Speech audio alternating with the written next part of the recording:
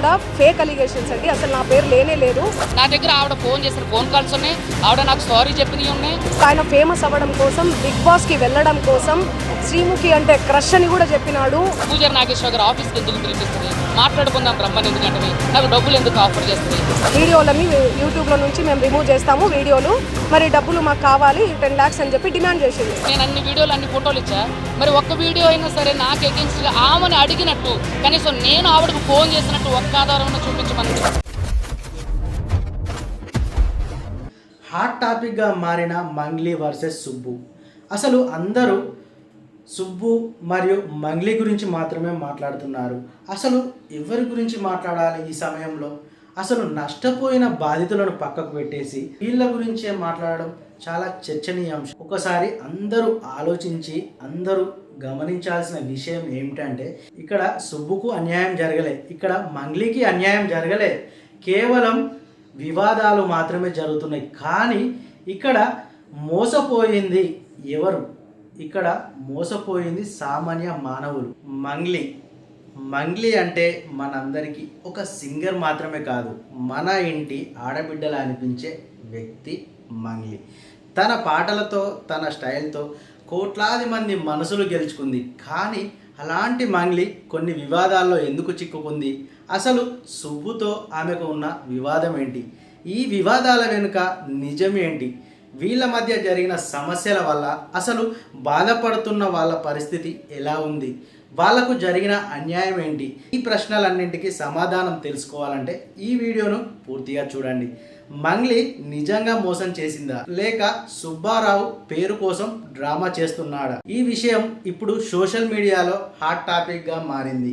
అసలు నిజం ఏంటో ఈ వీడియోలో క్లియర్గా తెలుసుకుందాం. మంగ్లీ అంటే అసలు తెలియని వాళ్ళే ఉండరు. ఎందుకు అని అంటే అతి తక్కువ సమయంలో మంగ్లీ చాలా కోట్ల మంది మనసును దోచుకుంది. సో మంగ్లీ అంటే తెలియని వాళ్ళు ఉండరు కదా. మంగ్లీకి అండ్ సుబ్బుకు జరుగుతున్న వివాదంలో అసలు బాధితులకు న్యాయం జరుగుతుందా? కొన్ని రోజులుగా మంగ్లీ సుబ్బారావు మధ్య జరుగుతున్న వివాదం వల్ల అసలు ఈ బాధితులు నష్టపోతారా? ఈ కేసులో ప్రధానంగా వినిపిస్తున్న విషయం ఏమిటంటే, కొంతమంది ఇన్వెస్టర్లు తమ డబ్బులు మోసపోయామని ఆరోపిస్తున్నారు. ఈ ఇన్వెస్ట్మెంట్ ఎక్కువగా నెట్వర్క్ మార్కెటింగ్లో ఉన్న వ్యక్తుల ద్వారా వచ్చినవని తెలుస్తుంది. మెయిన్ పాయింట్ వచ్చేసి, కొంతమంది చెప్తున్న ప్రకారం వచ్చేసి ఒక బిజినెస్ మోడల్ చూపిస్తూ ఇంత ఇన్వెస్ట్ చేస్తే ఇంత రిటర్న్ వస్తుంది అని చెప్పి ల్యాండ్ ప్లస్ మనీ బెనిఫిట్స్ అంటూ ఆకర్షించారని ఆరోపణలు చేస్తున్నారు. కొన్ని నెలల వరకు రిటర్న్స్ కూడా ఇచ్చారని కూడా చెప్తున్నారు. ఆ తర్వాత సమస్యలు మొదలయ్యాయని చెప్తున్నారు. ఈ వ్యవహారంలో మధు అనే వ్యక్తి అండ్ శివ అంటే మంగ్లీ కుటుంబానికి సంబంధించిన వ్యక్తి అని ఆరోపణలు ఉన్నాయి. మరియు కొంతమంది టీమ్ లీడర్స్ పేర్లు వినిపిస్తున్నాయి. ప్రస్తుతానికి ఇవన్నీ ఆరోపణలు మాత్రమే. కోర్టులో విచారణ మాత్రం కొనసాగుతుంది. సుబ్బారావు గురించి మాట్లాడితే కొంతమంది ఆయన పేరు కోసం చేస్తున్నారని అంటున్నారు. కానీ సుబ్బారావు మాత్రం ఇన్వెస్టర్లు న్యాయం పొందాలనే ప్రయత్నం చేస్తున్నారని అయితే చెప్తున్నారు. మంగ్లీ మాత్రం ఈ ఆరోపణలను తిరస్కరిస్తూ నాకు సంబంధమే లేదు అని చెప్తుంది. ఇక్కడ నిజమేంటో కోర్టే తేల్చాల్సి ఉంది. ఇక్కడ బాధితుల గురించి మాట్లాడకుండా ఇక్కడ మంగ్లీని సుబ్బు వచ్చేసి డబ్బులు డిమాండ్ చేశాడు, సుబ్బు వచ్చేసి ఏదో బిగ్ బాస్లోకి వెళ్ళేసి ఫేమ్ రావడానికి నేను ఈ విధంగా చేయాలి అని చెప్పేసి మంగ్లీ చెప్పడం, మంగ్లీ వచ్చేసి సుబ్బు నన్ను డబ్బులు అడిగిండు, డబ్బులు అడిగితే నేను ఇవ్వలేదు, సో అందుకే నా మీద కేసులు పెట్టాడు, అతను బిగ్ బాస్కి వెళ్ళడానికి కోసమే, ఈ విధంగా ఫేమ్ రావడానికి కోసమే, జనాలలో ఫేమ్ వస్తే నేను బిగ్ బాస్కి వెళ్తా అనే ఆలోచనతోనే ఇలాంటి పనులు చేసి నా మీద తప్పుడు ఆరోపణలు చేస్తున్నాడని చెప్పేసి మంగ్లీ చెప్తుంది. సుబ్బు వచ్చేసి డబ్బులు నేను అడగలేదు, నాకు ఈ బాధితులకు న్యాయం జరగాలని చెప్పేసి నేను కొట్లాడుతున్నా అని చెప్పేసి సుబ్బు అడుగుతున్నాడు. అలాగే మంగ్లీ సుబ్బుని యాక్సిడెంట్లో చంపేస్తా అని చెప్పి బెదిరించింది.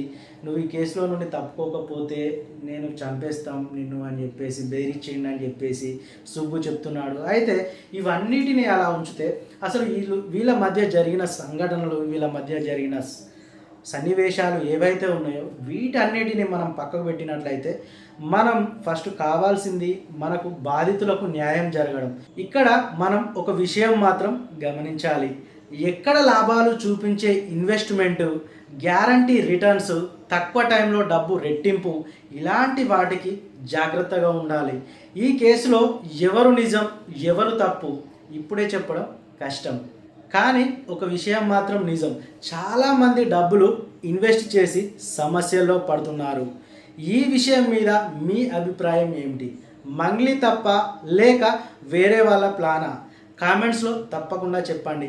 ఇలాంటి నిజమైన కథలు తెలుసుకోవాలంటే వీడియో లైక్ కొట్టండి, ఛానల్ సబ్స్క్రైబ్ చేయండి. మళ్ళీ మరో ఇంట్రెస్టింగ్ వీడియోతో కలుద్దాం.